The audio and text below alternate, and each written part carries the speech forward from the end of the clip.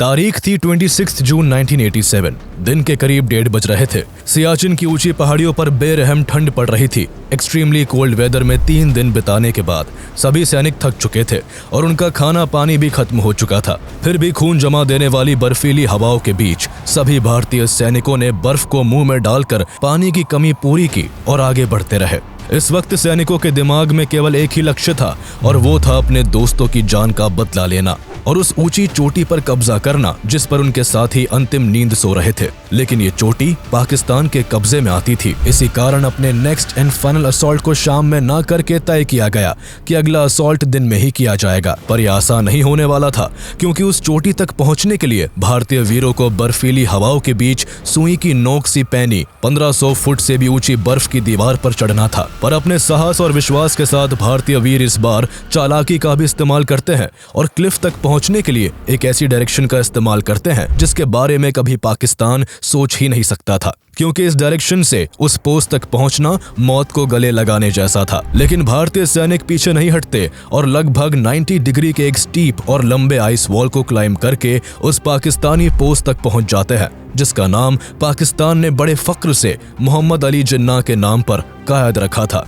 कायद post पर पहुंचकर भारतीय सैनिक अपने अदम्य साहस के साथ लड़ते हैं और उस चोटी को अपने देश के नाम कर लेते हैं। पाकिस्तान की कायद पोस्ट को कैप्चर करने के लिए 23 जून 1987 को भारत ने ऑपरेशन राजीव को अंजाम दिया था। हालांकि सोचने वाली बात यह है कि ऑपरेशन मेघदूत को जीतने के बाद भी भारत को ऑपरेशन राजीव की जरूरत क्यों पड़ी? क्यों जब पहले ही सियाचिन भारत का हो चुका था तो एक बार फिर सियाचिन पर गोलीबारी देखी गई? और आखिर कौन थे बाना सिंह, जिनके नाम पर इस पोस्ट का नाम बाना पोस्ट कर दिया गया? 13 अप्रैल 1984 को भारत सियाचिन पर ऑपरेशन मेघदूत को लॉन्च करता है और साल्टोरो रिज के सभी मेन पीक्स को कैप्चर कर पाकिस्तान को मुंह तोड़ जवाब देता है। कई दिनों तक चले इस ऑपरेशन में भारत न केवल सियाचिन पर कब्जा करता है, बल्कि पाकिस्तान और चाइना के बीच सीधी कनेक्टिविटी को भी हमेशा के लिए तोड़ देता है। भारत के सियाचिन को कैप्चर करने के कारण पाकिस्तान के सैनिक तानाशाह और प्रेसिडेंट जिया उल हक को ये हार बर्दाश्त नहीं हुई, जिस वजह से वो एक नहीं बल्कि कई बार सियाचिन की अलग अलग पोस्ट पर कब्जा करने की कोशिश करवाते हैं।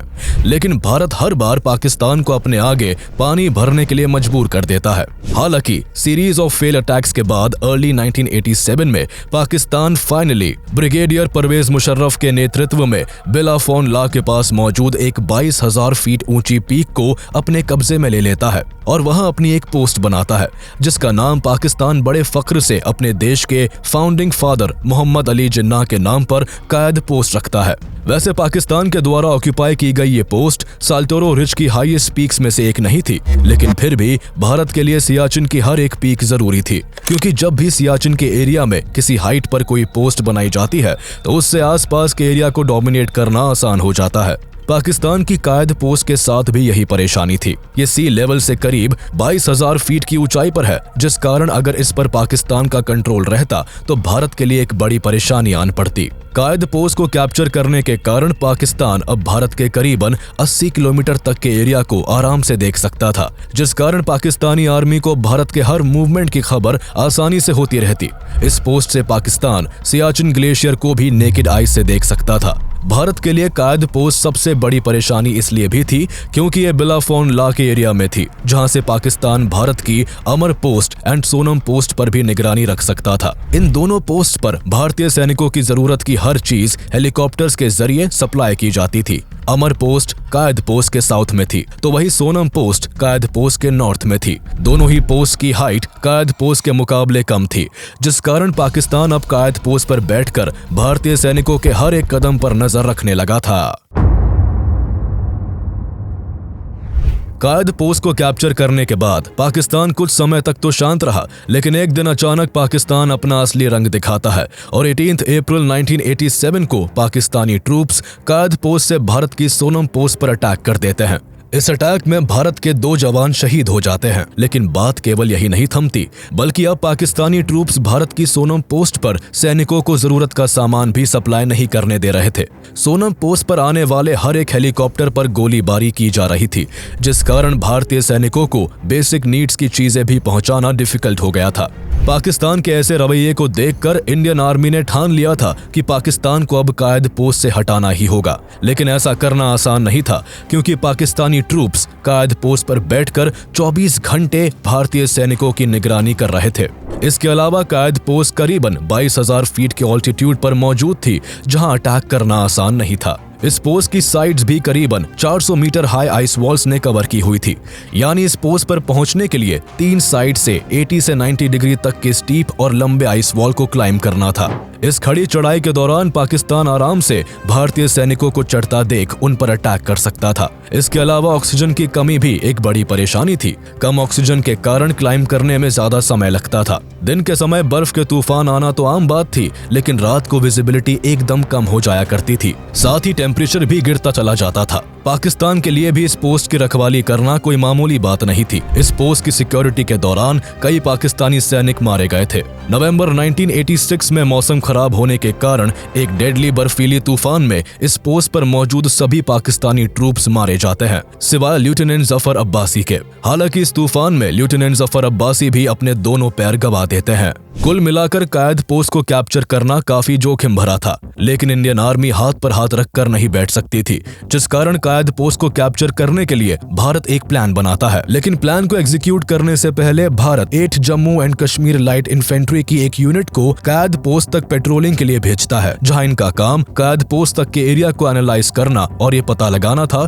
कि पोस्ट पर असल में कितने पाकिस्तानी ट्रूप्स मौजूद है। साथ ही पोस्ट पर मौजूद आर्म्स एंड एम्यूनिशन के बारे में जानना भी इस पेट्रोलिंग का एक मेन कारण था। 8 Jammu and Kashmir light infantry की ये यूनिट हाल ही में सियाचिन के एरिया में इंडक्ट की गई थी। यूनिट को चुनने के बाद सभी सोल्जर्स को प्रॉपर ट्रेनिंग एंड इंस्ट्रक्शंस दिए जाते हैं, जिसके बाद मई 29 को 8 Jammu and Kashmir light infantry के 13 मेंबर्स को कायद पोस्ट की ओर भेजा जाता है। इस टास्क को सेकंड लेफ्टिनेंट राजीव पांडे के द्वारा लीड किया जाता है। राजीव पांडे एक होनहार और यंग ऑफिसर थे, जिनके साहस और वीरता की कहानी पूरी यूनिट में फेमस थी। राजीव पांडे को ये इंस्ट्रक्शंस दिए जाते हैं कि वो अपने टास्क के दौरान कायद पोस्ट तक पहुंचने के लिए बेस्ट अप्रोच रूट को आइडेंटिफाई करे और रोप से उन रूट्स को मार्क कर दे जो कायद पोस्ट तक जाने के लिए आसान है। कायद पोस्ट की 3 साइड्स 80 से 90 डिग्री तक के स्टीप आइस वॉल से कवर्ड थी और चौथी पाकिस्तान ने घेर रखी थी। भारतीय सैनिक क्रैम्पॉन्स एंड रोप्स के जरिए बर्फ पर मार्क करते हुए खड़ी आइस क्लिफ को क्लाइम करना शुरू कर देते हैं। क्लिफ को क्लाइम करते हुए काफी वक्त निकल जाता है और अब सभी भारतीय सैनिक क्लिफ के काफी नजदीक थे, लेकिन तभी पाकिस्तानी ट्रूप्स की नजर भारतीय सैनिकों पर पड़ जाती है और वो अंधाधुंध फायरिंग शुरू कर देते हैं। पाकिस्तानी ट्रूप्स के लिए ऊपर से हमला करना आसान था, जिस कारण नीचे से क्लाइम कर रहे भारत के 10 जवान शहीद हो जाते हैं, जिसमें सेकंड लेफ्टिनेंट राजीव पांडे भी शामिल थे। हालांकि अपनी जान गंवाने से पहले भारतीय सैनिकों ने रोप्स की मदद से टॉप तक एक रास्ता छोड़ दिया था। साथ ही सैनिकों ने एक्स की मदद से फुटहोल्ड्स भी बना दिए थे, जिससे बाद में क्लाइम करने वाले भारतीय सैनिकों को आसानी हो।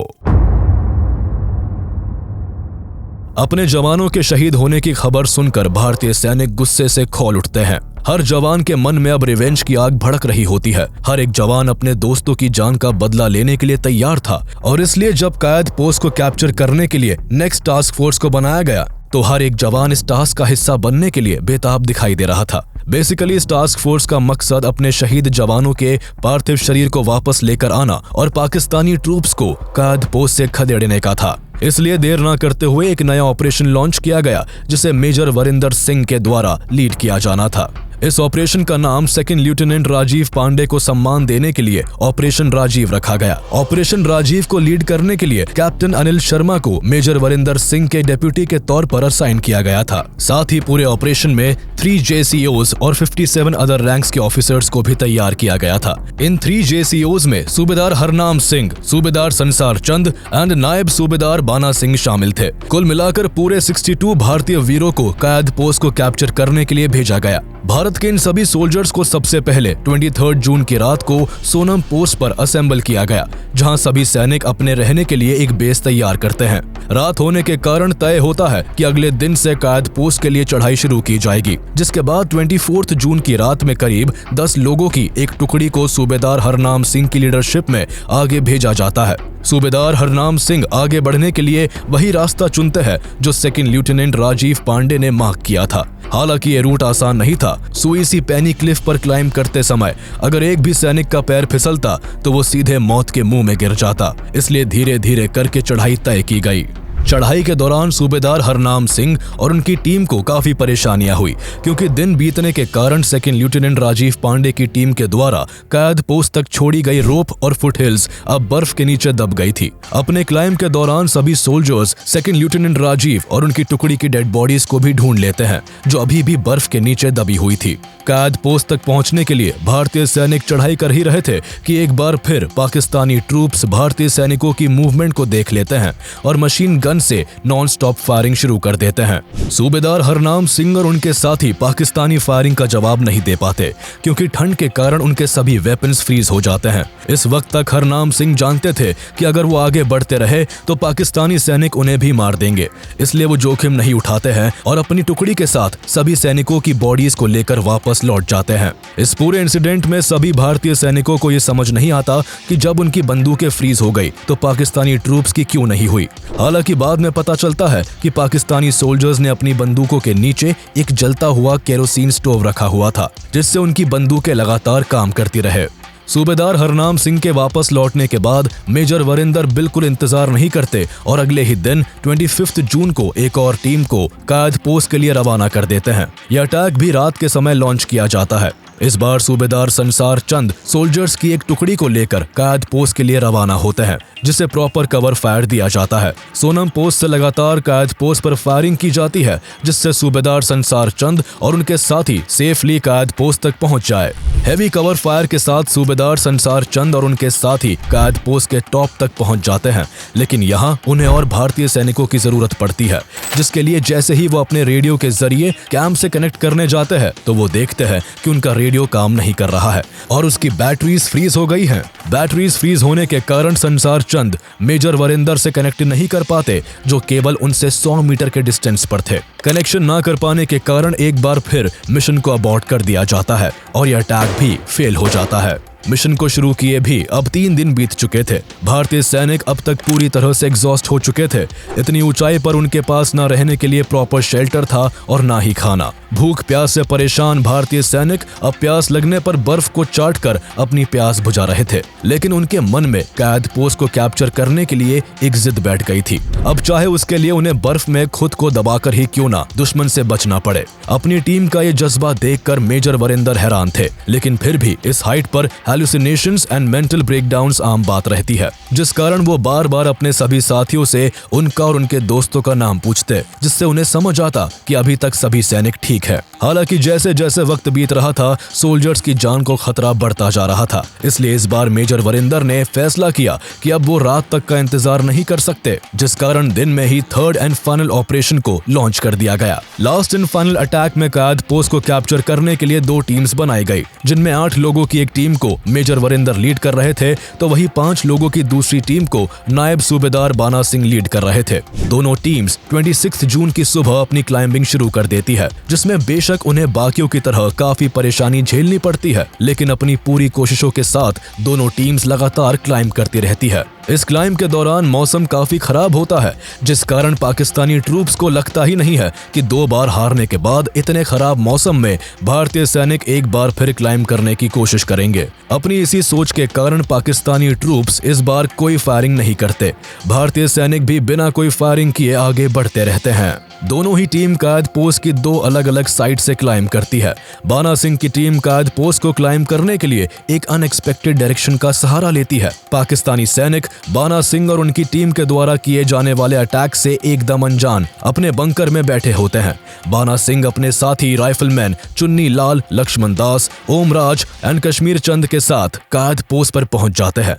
मौसम खराब होने के कारण बाना सिंह और उनकी टीम को कोई कवर फायर भी नहीं मिल पाता। विजिबिलिटी काफी कम होने के कारण बाना सिंह जब कायद पोस्ट पर पहुंचते हैं तो देखते हैं कि वहां पाकिस्तान का केवल एक बंकर है जिसमें कुछ पाकिस्तानी ट्रूप्स बैठे हैं। ये देखकर वो पहले एक ग्रेनेड को पाकिस्तानी बंकर में फेंक देते हैं। इस अटैक में कई पाकिस्तानी सोल्जर्स मारे जाते हैं, लेकिन बचे हुए पाकिस्तानी सैनिक फौरन अटैक करने के लिए आगे बढ़ते हैं। हालांकि ये हमला करने के लिए जैसे ही बाना सिंह और उनके साथी हथियार उठाते हैं, उन्हें पता चलता है कि उनके हथियार ठंड के कारण काम नहीं कर रहे। अब बाना सिंह के पास हैंड टू हैंड कॉम्बैट के अलावा कोई और चारा नहीं बचा था। बाना सिंह और उनके साथी भूखे, प्यासे और थके हुए हाथ से ही लड़ने लगते हैं। कई दिनों की थकावट, ठंड, भूख और प्यास को भूलकर बाना सिंह और उनके साथी हैंड टू हैंड कॉम्बैट में ऐसी लड़ाई लड़ते हैं कि 6 पाकिस्तानी सोल्जर्स मारे जाते हैं। बाकी के बचे हुए पाकिस्तानी सैनिक अपनी जान बचाने के लिए क्लिफ से छलांग लगा देते हैं, जिसके बाद फाइनली कई दिनों की मेहनत और कई जवानों की शहादत के बाद भारतीय सैनिक कायद पोस्ट को अपने देश के नाम कर लेते हैं। इस पूरे मिशन के दौरान मेजर वरिंदर को भी भारी चोटें आती है। आर्टिलरी एयरबस के कारण उनकी चेस्ट एंड टोर्सो पर गहरी चोट लगती है, लेकिन फिर भी वो अपने साथियों के साथ आगे बढ़ते रहते हैं। हालांकि गंभीर चोटें आने के बाद भी मेजर वरिंदर की जान बच जाती है, क्योंकि भारी ठंड के कारण उनका खून जम जाता है और घाव से ज्यादा ब्लड लॉस नहीं होता। 1500 फुट से भी ऊंची आइस वॉल को क्लाइम करके 22,000 फीट ऊंची पीक को सब जीरो कंडीशंस में हैंड टू हैंड कॉम्बैट करने के बाद भारतीय सैनिक इसे जीत लेती है। कायद पोस्ट पर अपना कंट्रोल स्टैब्लिश करने के बाद भारतीय सैनिक पाकिस्तानी मशीन गन्स को पाकिस्तानी पोजीशंस पर ही तान देते हैं। हालांकि पाकिस्तान दोबारा कई बार इस पोस्ट को हासिल करने की कोशिश करता है, लेकिन हर बार असफल ही रहता है। बाना सिंह के साहस और वीरता को देखते हुए कायद पोस्ट का नाम बदलकर बाना पोस्ट कर दिया जाता है और उन्हें परमवीर चक्र से सम्मानित किया जाता है। सूबेदार हरनाम सिंह और सूबेदार संसार चंद को भी महावीर चक्र से सम्मानित किया जाता है। वही major Varinder and second lieutenant Rajiv Pandey को वीर चक्र से सम्मानित किया जाता है। इसके अलावा राइफलमैन चुन्नी लाल और ओमराज को उनके साहस के लिए सेना मेडल से नवाजा जाता है।